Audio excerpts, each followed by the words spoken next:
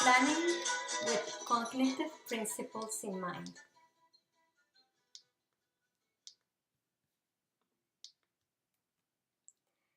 At the end of this presentation, I hope that you will be able to say, I can name the elements of a standards-based lesson seed and identify at least 3 of 12 cognitive learning principles. I can judge a lesson observed to determine some effective and some non-effective strategies that are commonly used in world language classrooms. I can reflect about what I learned and collaboratively generate a list of ideas and strategies to use in the classroom.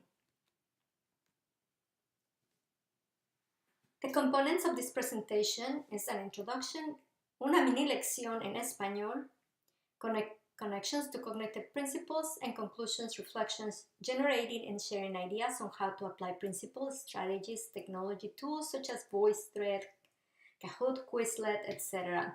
And I hope that you participate in the discussion. Introduction. What's a standards-based lessons?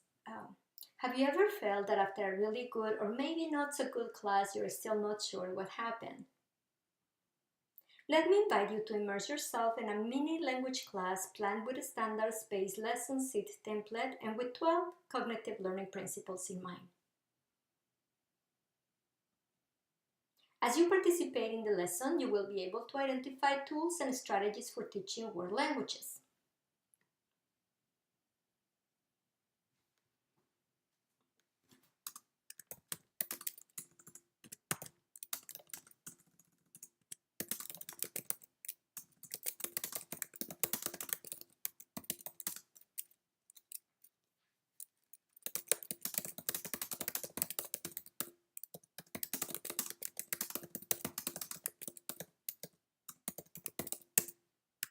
If you were not able to attend, read some of the instructions that were given to the participants.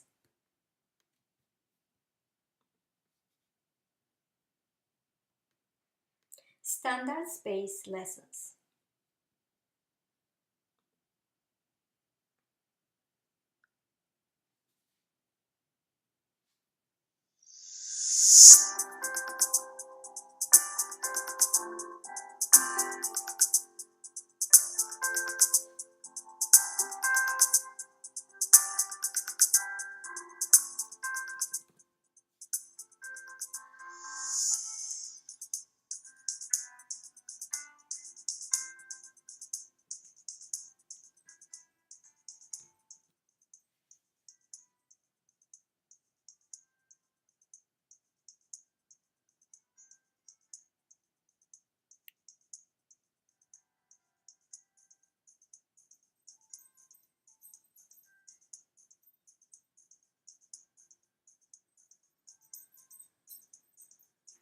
World readiness standards for learning languages are designed for an interconnected world.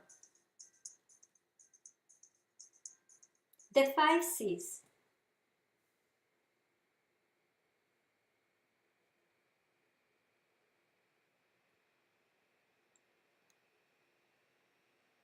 The 5 C's of world languages are communication, cultures, connections, comparisons, and communities.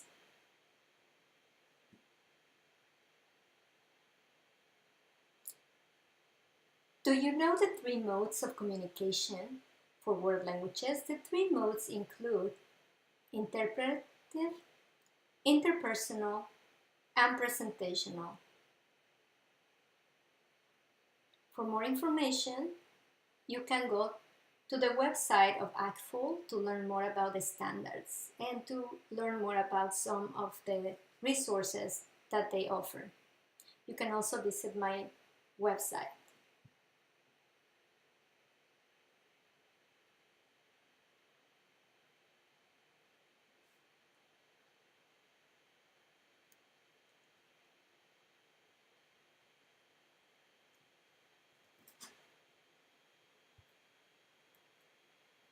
Here's a standards-based lesson seed, or this is what it looks like. Notice that it has the language functions at the very top, which means that you can write the can statement, as in I can. Notice that it has key learning activities also, and the formative assessment. How is it that you're going to be assessed continuously or checking for understanding, etc. And also the modes of communication for each of the activities. Here's an example of a standards-based lesson that was already completed. In this case, it was for the language of French, Novice High.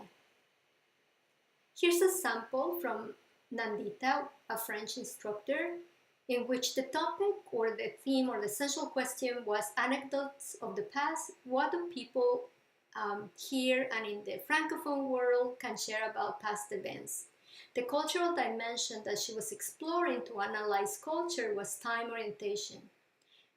Knowing that some societies in the Francophone world value and pride in the past, in the stories of their ancestors, etc. The interpretative task that she used is I can understand simple questions about what I did during the weekend. The interpersonal communication was I can exchange information about the activities my family, friends, and I did during the weekend. And the presentational communication, I can write an imaginative anecdote in the past based on activities and pastimes from the country I chose to present for my final global portfolio. Una mini lección en español. The purpose of this foundational Spanish lesson at the novice level is not necessarily to teach you Spanish, but to allow you to become a student for a few minutes. At times, not being sure of what the instructor is trying to communicate, you might feel a little uncomfortable, but let me encourage you to take risks participating. Find cues in gestures and body language, words that are similar to words in your language and context. Just follow along. Please do not write on any of the paper, charts, images, or handouts that you will receive. Here's the green tip. Instead of photocopying materials for each learner, each class, each year, create a set of reading materials or handouts. Ask learners to return those materials, handouts to you at the end of the lesson. If learners need to write something, use technology or the whiteboard instead of paper. You or a student can later take pictures of the board or upload materials to your site. Are you ready? Identidades positivas. The can statement for this mini lesson. I can introduce myself and another person using positive description words, or I can respond to an interview question that asks me for a description of myself. View the following video clip, paying attention to the visual cues and context for this interpretive activity.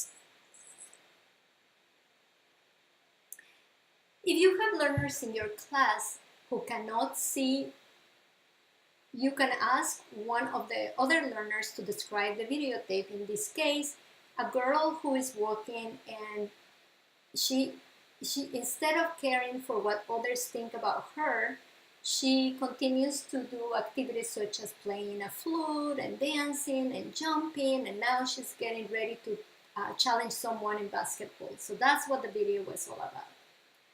Let's go. Now, review the following chart for 1 minute, and you can stop the presentation to review. This chart has the conjugation of the verb ser that can be used as a language structure that can be used to describe when the person to describe. You can use yo soy as in the song that was presented, soy yo or yo soy, to introduce yourself. And look at the list of adjectives. They are all positive adjectives that can help you improve your CV, curriculum vitae, or your resume. And again, you can come back to this after the presentation is completed. Remember, do not write on the chart and return it after you review it. Think about the video you watch. You can rewind it, of course, and decide what words from the chart would you use to describe the person in the video. Unless a person has specifically identified personal pronouns, this is important, do not assume or assign gender. For this particular activity, you're only going to use the non-gender specific adjectives ending in e, or you can use feminine adjectives ending in a just for this particular activity. You can also choose the adjectives that represent the gender that with which you identify yourself when you're introducing yourself. Ella es. Now go ahead and share with, you can think about it or share with others what adjectives you chose. And again, you can come back to the presentation. Interpersonal activities. For the interpersonal activities, learners can play the game stand up, hand up, pair up, communicate. If you have never played, this is what you need to do. You create a circle with your peers, pass the container with gender neutral positive adjectives.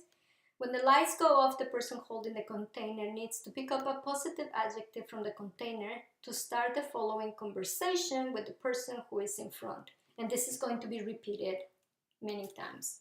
The conversation to be completed is as follows. Hola, yo soy, and you use the adjective. For example, hola, yo soy inteligente. ¿Eres tú inteligente? Sí, yo soy inteligente. Or no, yo no soy inteligente, although I wish everybody is going to say, sí, yo soy inteligente. ¿Eres paciente?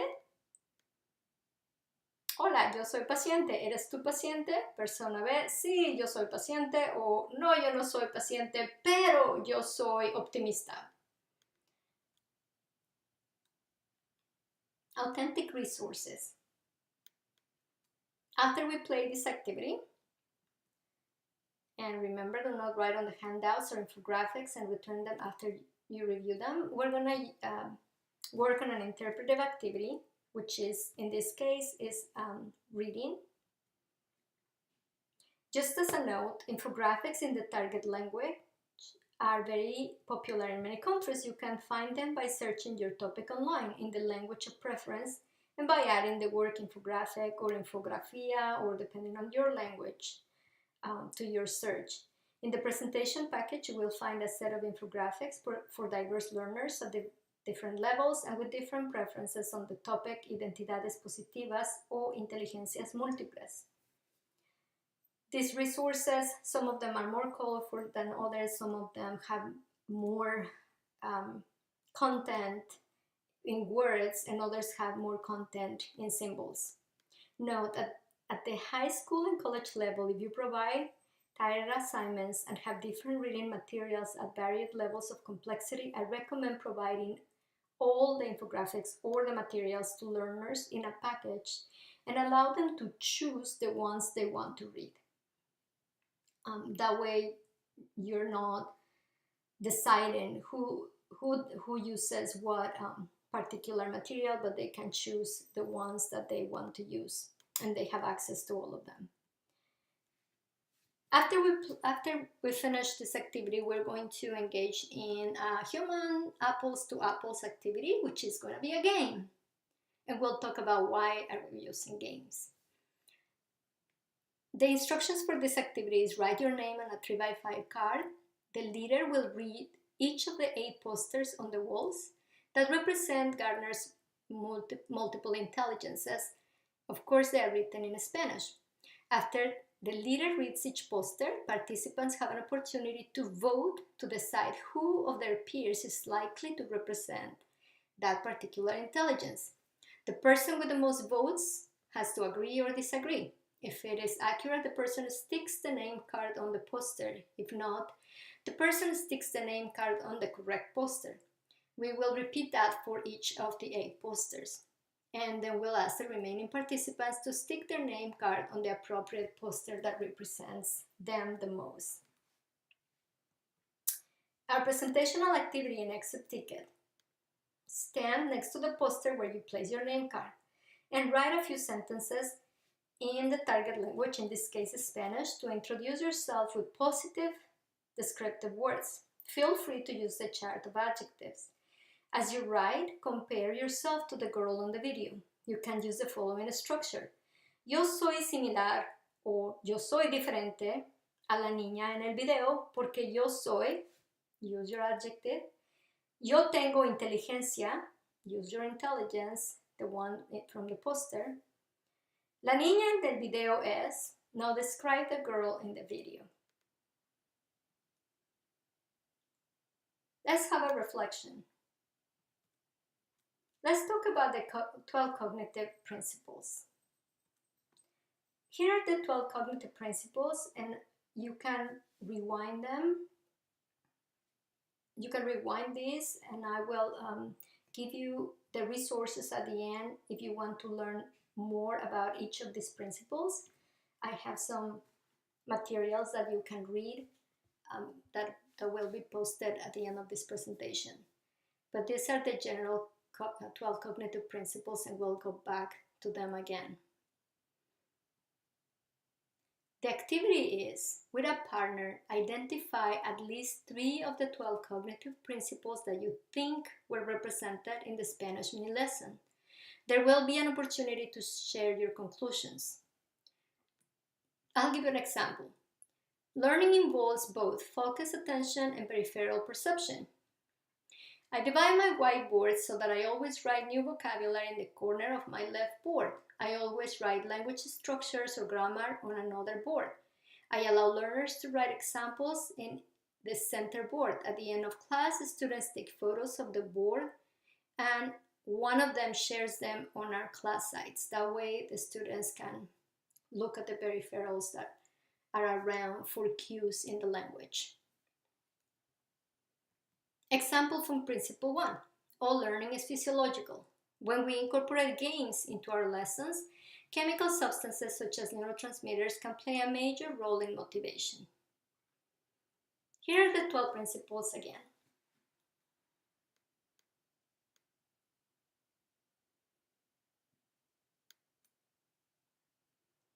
And again, if you attended the session, we set some time to discuss each of these principles with one another.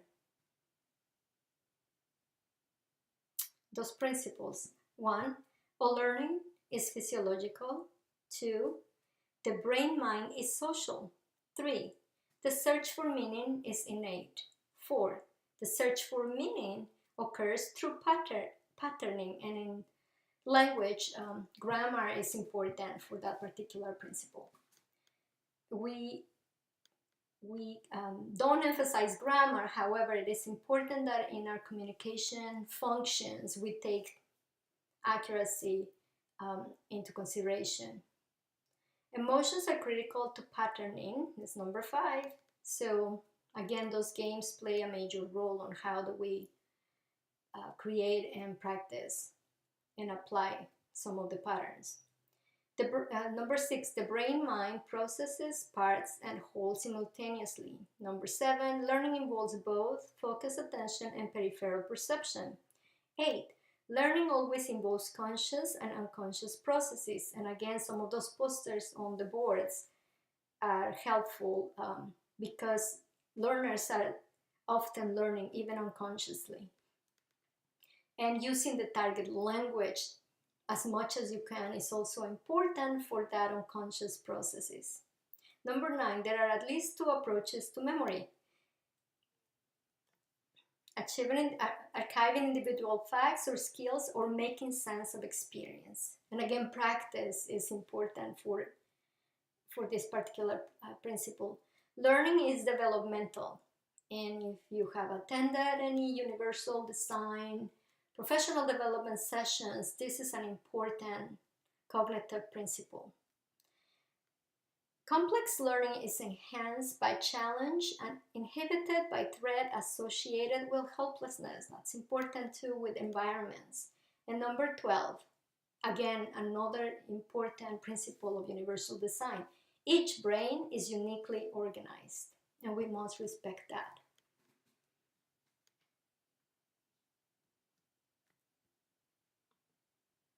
Final activities. Collaboratively generate a list of ideas on how to apply cognitive principles using standard-based lesson sheets when you plan your classes. Once again, the can statements for this. I hope that at the end of the presentation and the discussion and by participating in the activities, you will be able to say, I can name the elements of a standards-based lesson sheet and identify at least 3 of 12 cognitive learning principles. I can judge a lesson observed